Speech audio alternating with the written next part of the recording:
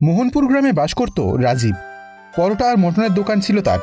গ্রামের সকলেই রাজীবের দোকানের মটনের খুব প্রশংসা করত। একদিন মহেশ নামে এক ব্যক্তি এলো রাজীবের দোকানে। এই গ্রামে সে নতুন এসেছিল। দাদা, আমাকে 1 প্লেট মটন আর 2টো পরোটা দিন। আপনাকে আগে কখনো দেখিনি তো। আপনি কি মোহনপুরে নতুন এসেছেন? হ্যাঁ দাদা, আমি এ গায়ে নতুন। আপনার দোকানের মটনের খুব নাম শুনেছি, তাই তো খেতে এলাম। আচ্ছা, বেশ বেশ, আপনি বসুন, আমি মটন নিয়ে আসছি।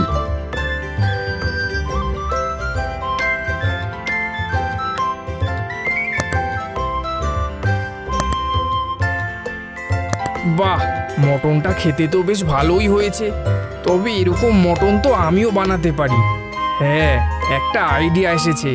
রাজীবদার দোকানের পাশে আমিও একটা দোকান খুলবো, পরোটা আর মটন বিক্রি করব। মনে তো হচ্ছে ভালোই লাভ হবে। কয়েকদিনের মধ্যেই রাজীবের দোকানের পাশে একটা পরোটা আর মটনের দোকান খুলল মহেশ। মহেশের দোকানে মহেশ বসেছিল এবং খরিদ্দারদের সে ডাকছিল। আরে আসুন বাবু, আসুন, টেস্টি টেস্টি মটন আর গরম গরম পরোটা খেয়ে যান। আসুন আসুন। প্রচলিত মানুষেরা মহেশের ডাক শুনল, কিন্তু কেউ তার দোকানের দিকে গেল না। দিনের শেষে হতাশ হয়ে পড়ল মহেশ। সারা দিন ধরে এত ডাকাডাকি করলাম, কিন্তু খদ্দেরও তেমন এলো না আর বিক্রিও হলো না। অর্ধেকের বেশি খাবার এখনো পড়ে আছে, কিন্তু এভাবে চলবে কি করে? না, আর 2 দিন দেখব। যদি তেমন লাভ না করতে পারি তাহলে অন্য ফন্দি কাজে লাগাবো। দিন 2 পরেও মহেশের দোকানে খদ্দের তেমন এলো না। এই ব্যাপারটা খেয়াল করে রাজীব কিছুটা নিশ্চিন্ত হলো। আমার দেখা দেখি পরোটা আর মটনের দোকান করেছে মহেশ। আমার দোকানের বিক্রি কমে যাবে ভেবে চিন্তায় পড়েছিলাম, কিন্তু আজ 3 দিন ধরে ওর দোকানে কেউ যাচ্ছে না দেখে খানিকটা নিশ্চিন্ত হলাম। চতুর মহেশ তার দোকানে বিক্রি বাড়ানোর জন্য নতুন এক উপায় বের করেছিল। মহেশের দোকানের ওপর লেখা বিহারি মটন। দাদা দিদি আসুন, বিহারি মটন খেয়ে দেখুন। গরম গরম পরোটা আর বিহারি মটন খেলেই ভরবে পেট আর মন। প্রচলিত কয়েকজন এসে তার দোকানের সামনে দাঁড়ালো। বিহারি মটন? আগে তো এমন মটন কোনোদিনও খাইনি। তা কেমন খেতে? কেমন খেতে ওই বিহারি মাটন? আরে খেলেই বুঝবেন কেমন সুস্বাদু। একবার খেলে বারবার চাইবেন। এত করে যখন বলছো তখন 1 প্লেট খেয়েই দেখি। দাও, 1 প্লেট বিহারি মটন দাও। আমাকেও দিন। আরো কিছু মানুষ এলো মহেশের দোকানে। মহেশ তাদেরকে পরোটা আর বিহারি মটন দিল।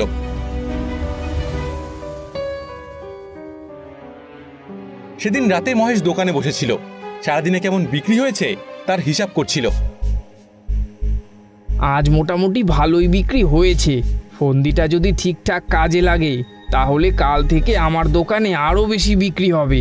হয়তো লাইনও পড়ে যাবে এই বিহারি মটন খেতে। হা হা হা হা। কয়েকদিন পর দেখা গেল সত্যি সত্যি মহেশের দোকানের বাইরে গ্রামবাসীরা লাইন দিয়ে দাঁড়িয়ে আছে বিহারি মটন খাবার জন্য। ও মহেশদা, আর কতক্ষণ দাঁড়াতে হবে? আপনার দোকানের বিহারি মটন খাওয়ার জন্য সেই কখন থেকে অপেক্ষা করছি। আর একটু দাঁড়াও ভাই, ওদের তো হয়ে এসেছে। আর ভালো জিনিস খেতে হলে একটু তো অপেক্ষা করতেই হবে ভাই। ফন্দিটা ভালোই কাজে লেগেছে মনে হচ্ছে। এবার আরো অনেক লাভ করব আমি। হা হা হা হা হা। রাজীব তার দোকানে বসে আছে। কদিন ধরে দেখছি মহেশের দোকানে খদ্দেরদের ভিড় উপচে পড়ছে। এইদিকে আমার দোকানে কেউ আসছে না। মহেশ আবার ওর দোকানের নাম রেখেছে বিহারি মটন। শুনেছি বিহারি মটন নাকি দারুণ খেতে। কিভাবে বানায় কে জানে। রাজীবের স্ত্রী তার ছোট্ট ছেলেকে নিয়ে বসেছিল। এমন সময় রাজীব বাড়ি ফিরে এলো। শুনছো, কখনো অনেকক্ষণ থেকে বিহারি মটন খাওয়ার বায়না ধরেছে। 1 প্লেট বিহারি মটন নিয়ে আসবে? আচ্ছা, নিয়ে আসছি। খোকনের জন্য নিয়ে আসবো, আর আমিও একটু খেয়ে দেখবো ওই বিহারি মটন কতটা ভালো খেতে। কিছুক্ষণ পর 1 প্যাকেট বিহারি মটন নিয়ে রাজীব বাড়ি ফিরে এলো। এরপর খোকন আর রাজীবের স্ত্রী সেই মটন খাচ্ছিল। এমন সময় রাজীব বলল, আমাকে একটুখানি দাও তো, দেখি কেমন খেতে।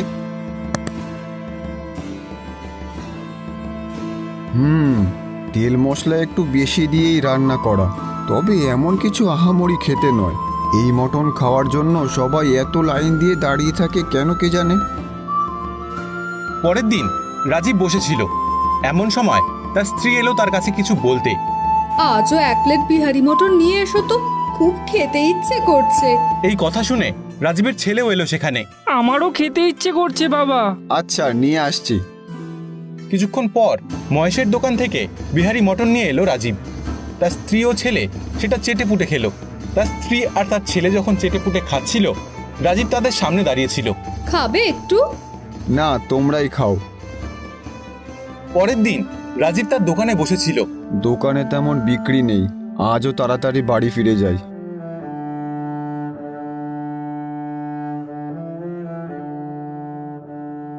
বাবা, আমি বিহারি মটন খাবো। দুদিন ধরে তো ওই বিহারি বিরিয়ানি খাচ্ছিস, আজ আর খেতে হবে না। না না, আমি বিহারি মটন খাবো। তুমি এক্ষুনি আমাকে বিহারি মটন এনে দাও। ছেলের কান্না শুনে তার স্ত্রীও ঘর থেকে বেরিয়ে এলো। ছেলেটা কান্নাকাটি করছে, এনে দাও না 1 প্লেট বিহারি মটন। সত্যি বলতে কি, আজও আমার ওই মটন খেতে ইচ্ছে করছে। এদের কি হলো? বিহারি মটন খাওয়ার জন্য যে এরা একেবারে পাগল হয়ে গেছে। কি এমন আছে ওই মটনে? সেদিন ওই মটন খাওয়ার সময় কেমন একটা গন্ধ পেয়েছিলাম আমি। নিশ্চয়ই কিছু একটা ব্যাপার আছে। এই বিহারি মটনে কি রহস্য লুকিয়ে আছে আমাকে জানতেই হবে।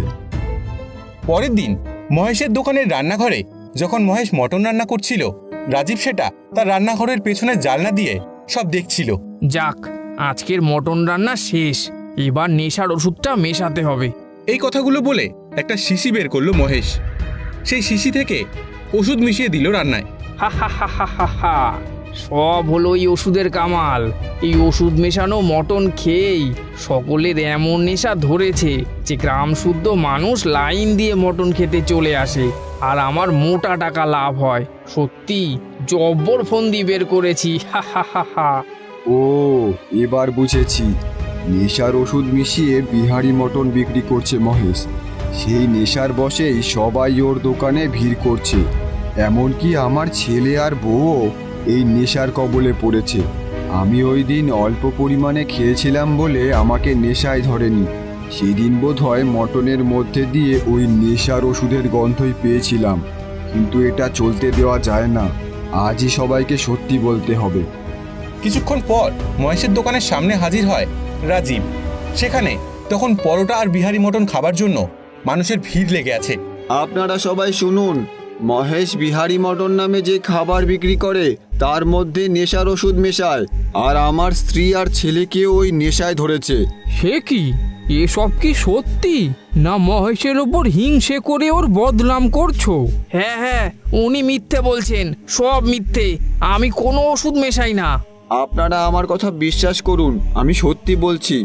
আপনারাও সম্ভবত ওই ওষুধের কবলে পড়েছেন, তাই বিহারি মটন রোজ না খেলে আপনাদের চলে না। আমার কথা একটু ভেবে দেখুন। সে কথা ঠিক, মহেশের দোকানের বিহারি মটন খাওয়া যেন নেশার মতো হয়ে গেছে। কিন্তু এখনো যদি আমার কথা বিশ্বাস না হয়, তাহলে মহেশের দোকানের রান্নাঘরে গিয়ে দেখুন, ওখানে নেশার ওষুধ আছে। হ্যাঁ, প্রমাণ তো দরকার। প্রমাণ ছাড়া কারো মুখের কথায় কাউকে দোষী ভাবা ঠিক নয়। চলো তো রান্নাঘরে গিয়ে দেখি। সবাই মহেশের দোকানের রান্নাঘরে এলো এবং নেশার ওষুধ খুঁজে পেল। আরে, ওই তো ঔষধের শিশি। হ্যাঁ, এটা তো নেশারই ঔষধ।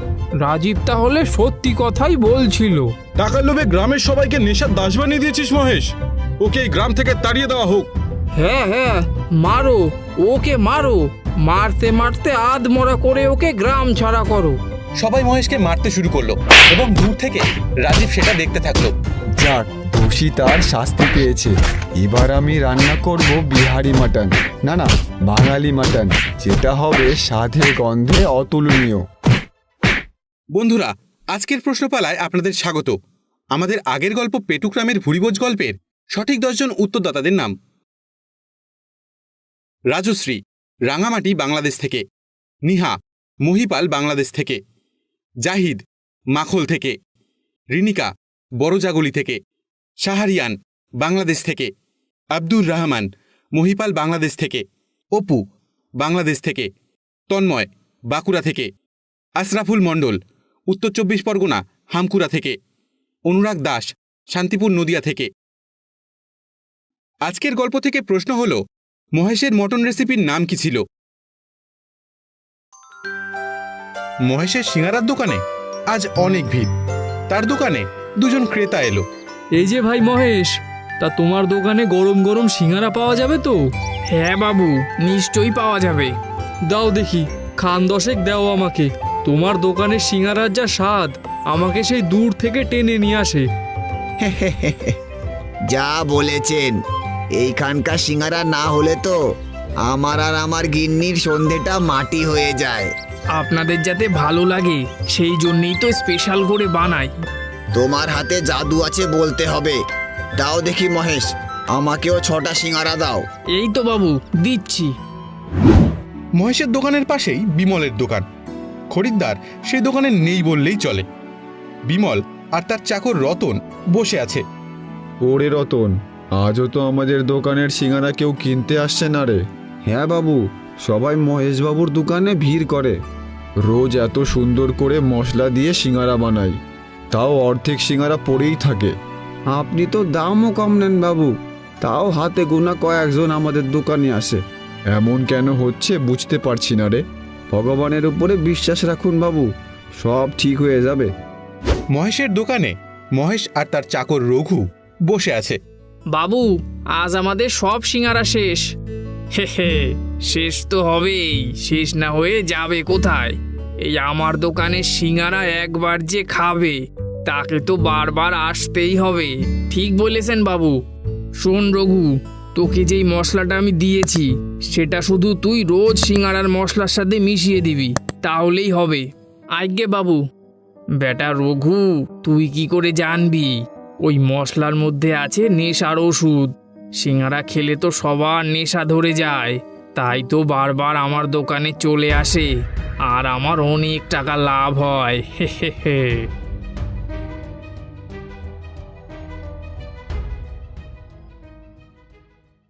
কয়েকদিন পর বিমলের দোকানে বিমল আর রতন বসেছিল। সামনে অর্ধেক ঝুড়ি সিঙ্গারা। রতন, মনে হচ্ছে কেউ আর আসবে না। অনেক সিঙ্গারা রয়ে গেল বাবু, এইগুলোর কি হবে? এক কাজ কর, তুই কয়েকটা নিয়ে যা, আর বাকিগুলো একটা পাতায় বেঁধে আমাকে দে, বাড়ি নিয়ে যাই। ঠিক আছে বাবু।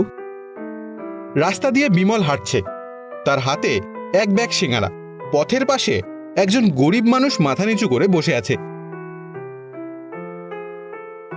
এই যে ভাই, কি হয়েছে তোমার? এমন ভাবে বসে আছো কেন? আমার যে খুব খিদে পেয়েছে বাবা, কাল থেকে আমি কিচ্ছু খাইনি। ওহো, এ তো খুব কষ্টের কথা। আমাকে কিছু খেতে দেবে বাবা? আমার কাছে শুধু কয়েকটা সিঙ্গারা আছে, এতে কি তোমার খিদে মিটবে? হ্যাঁ বাবা, ওতেই আমার হবে। আচ্ছা, এই নাও তবে। আজকে আমাকে খেতে দিয়ে তুমি আমার অনেক উপকার করলে বাবা। ভগবান তোমার নিশ্চয়ই মঙ্গল করবে।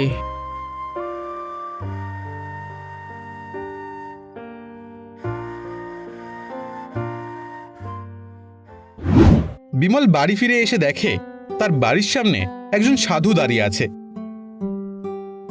এ কি সাধু বাবা, আপনি এখানে দাঁড়িয়ে আছেন কেন? আসুন, ভেতরে আসুন, কিছু মুখে দিয়ে একটু বিশ্রাম করুন। তার কোনো প্রয়োজন নেই বাবা। এমন বলবেন না সাধু বাবা, আমি গরিব হলেও আপনার যথাসাধ্য সেবা করব। আরে বোকা, সেবা তুই আগেই করেছিস। অসহায় ক্ষুধার্ত মানুষকে তুই খেতে দিয়েছিস, ওতেই আমার সেবা হয়ে গেছে। বাবা, আপনি সব জানেন? হ্যাঁ জানি, তোর প্রতি আমি সন্তুষ্ট হয়েছি। যদি কোনো সমস্যা থেকে তুই মুক্তি পেতে চাস আমায় বল। আপনি তো সব জানেন সাধু বাবা, আমার একটা সিঙ্গারার দোকান আছে, কিন্তু বিক্রি তেমন হয় না, লাভের মুখও দেখতে পাই না। এই নে, এই কৌটোটা ধর। এর মধ্যে একটা বিশেষ ধরনের মশলা আছে। রোজ সিঙ্গারা বানানোর সময় 1 চামচ করে মশলা ওই সিঙ্গারায় মিশিয়ে দিবি।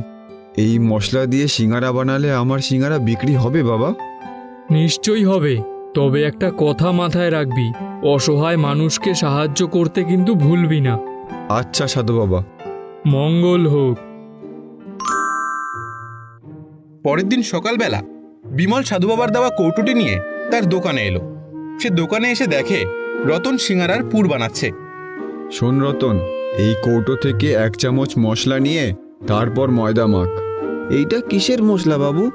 এটা সিঙ্গারা তৈরির মশলা, এটা দিয়ে মাখ, তাহলে সিঙ্গারা খেতে আরো ভালো হবে। আচ্ছা বাবু। দোকানের সামনে সিঙ্গারার ঝুড়ি নিয়ে এলো রতন। বিমল দোকানের ভেতর বসে আছে। বাবু, আজকে সিঙ্গারাগুলো ভাজার পর দারুণ গন্ধ ছড়াচ্ছে, মনে হইতেছে খাইতেও খুব ভালো হবে। বুঝলি রতন, সবই ওই মশলার গুণ।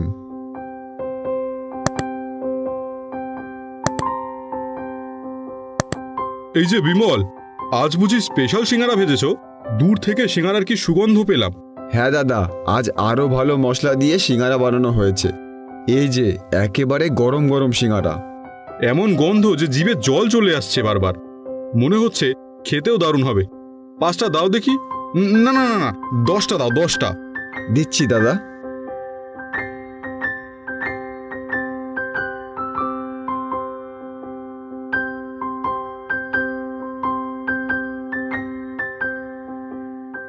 রাস্তা দিয়ে দুজন লোক যাচ্ছিল। আরে এই যে সমরদা, তা কোথায় চললে গো? সিঙ্গারা কিনতে যাচ্ছি ভাই, চায়ের সাথে সিঙ্গারা না হলে ঠিক জমে না। একদম ঠিক বলেছো সমরদা, আমিও বিমলের দোকানেই সিঙ্গারা কিনতে যাচ্ছি। তুমি তো মহেশের দোকানে যাবে সিঙ্গারা কিনতে। না গো দাদা, এখন আর ওই মহেশের দোকানে যাই না। ওই বিমল মহেশের থেকে অনেক ভালো সিঙ্গারা বানায়, ওর কাছেই যাই। ঠিক বলেছ, আমিও আজকাল মহেশের থেকে সিঙ্গারা নিচ্ছি না। বিমলের সিঙ্গারার টেস্টও ভালো আর সহজে হজমও হয়। হ্যাঁ গো দাদা, বিমল তো ভালো তেল মশলা দিয়ে সিঙ্গারা ভাজে, ওর সিঙ্গারা খেলে পেটের কোনো সমস্যা হয় না। তাড়াতাড়ি চলো ভাই, নয়তো শেষ হয়ে যাবে। হ্যাঁ হ্যাঁ, চলো চলো।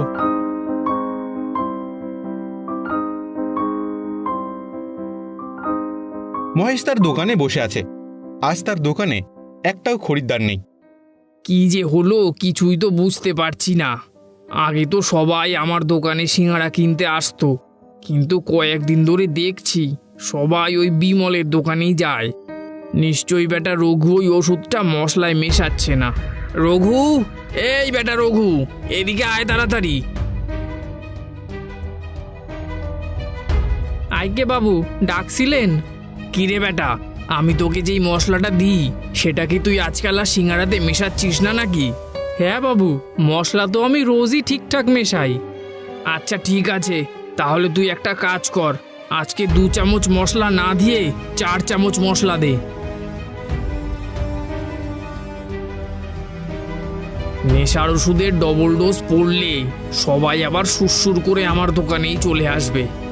না, যাই আরও ওষুধ কিনে নিয়ে আসি।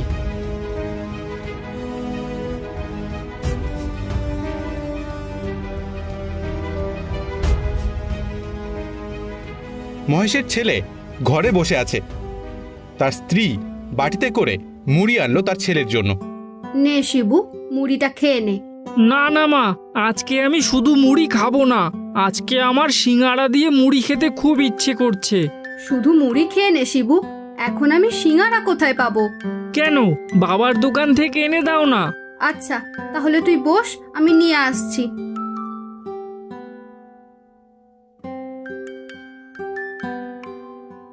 মহেশের দোকানে রঘু একা বসে আছে।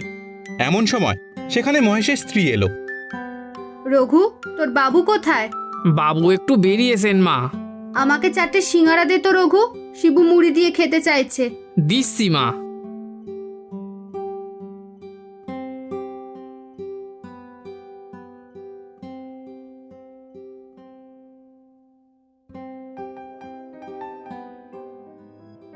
মহেশের বাড়িতে শিবু পেটে হাত দিয়ে শুয়ে আছে। সামনে তার মা বসে আছে।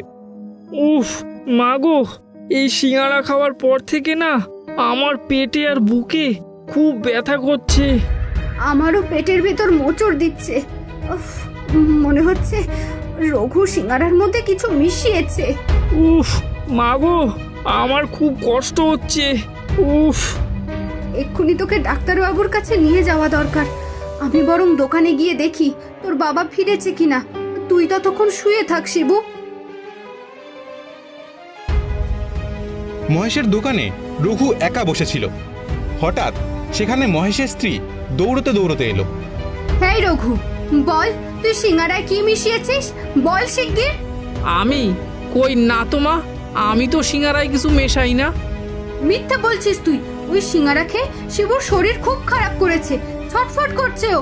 আমারও পেটে ব্যথা হচ্ছে। এই যে বৌমা, শিবুকে ডাক্তারের কাছে নিয়ে যাও। মহেশ কোথায়? কোথায় গেছে জানি না কাকা বাবু, এখনো তো আসেনি দেখছি। শিবুর বাবা নেই, সেই ফাঁকে এই রঘু নিশ্চয়ই সিঙ্গারায় কিছু মিশিয়েছে। বিশ্বাস করুন মা, আমি কিচ্ছু করিনি।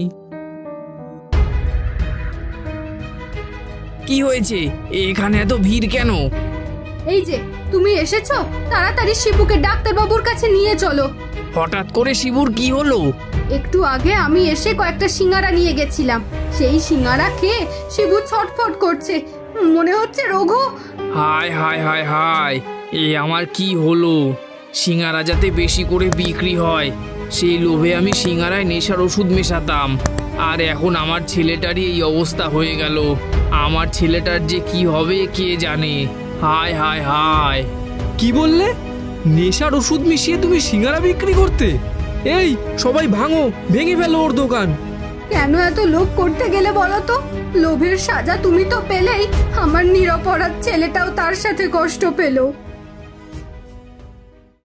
কেশবপুর নামের এক গ্রামে মহেশ নামের এক সৎ ও দয়ালু বিরিয়ানি বিক্রেতা বাস করত। কিন্তু বিরিয়ানি বিক্রি করে সে খুব বেশি টাকা লাভ করতে পারত না। কারণ ছিল তার দয়ালু স্বভাব। সে গ্রামের গরিব মানুষদের বিনা পয়সাতেই বিরিয়ানি খাওয়াতো। আরে খাও খাও, আমি তোমার কাছ থেকে কোনো টাকা নেব না, তুমি পেট ভরে খাও। অনেক ধন্যবাদ মহেশ দাদা তোমাকে। তুমি আমাদের মতো গরিব মানুষদের কাছ থেকে কোনো টাকা পয়সা নাও না বলেই আমরা মাঝে মধ্যে তোমার কাছ থেকে বিরিয়ানি খেতে পারি। আর তোমার মতো দয়ালু মানুষ আছে বলেই তো আমরা এখনো বেঁচে আছি। আরে না না ভাই, কি যে বলো তুমি। আবার যখন বিরিয়ানি খেতে ইচ্ছে হবে আমার কাছে চলে এসো। আচ্ছা মহেশ দাদা, আমি তাহলে এখন আসি। হ্যাঁ ভাই, এসো।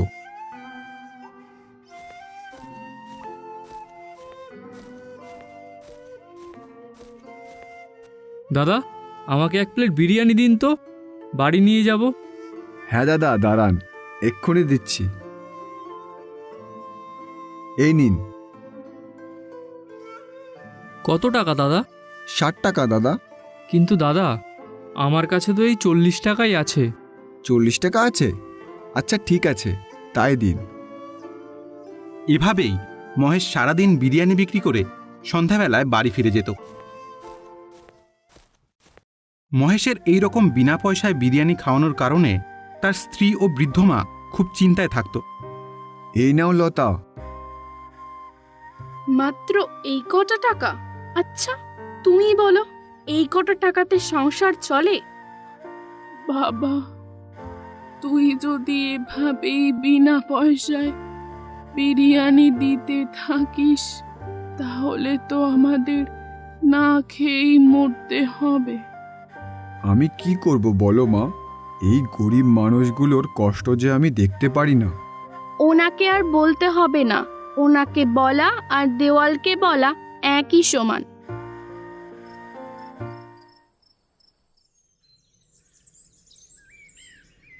মহেশের দোকানের পাশেই হারান নামের এক লোভী আর দুষ্টু বিরিয়ানি বিক্রেতা ছিল। সে কোনো গরিব মানুষকে বিনা পয়সায় বিরিয়ানি খাওয়ানো তো দূরের কথা, মহেশের বিনা পয়সায় গরিব মানুষদের বিরিয়ানি খাওয়ানো দেখে হারানের খুব রাগ হতো। আর সে ভাবত, এই মহেশ না খুব বোকা, রোজ রোজ ওই মানুষগুলোকে বিনে পয়সায় বিরিয়ানি খাইয়ে নিজের লোকসান তো করেই, সাথে আমারও লোকসান করে। সবাইকে যদি বিনে পয়সায় বিরিয়ানি খাওয়ায় তাহলে কি আর এরা পয়সা দিয়ে বিরিয়ানি কিনে খাবে? প্রতিদিন এই একই ঘটনা ঘটতে থাকায় হারানের খুব রাগ হয়। একদিন হারান মহেশের কাছে গিয়ে তাকে বলে, কি মহেশ, তোমার কাছে কি অফুরন্ত সম্পত্তি রয়েছে নাকি?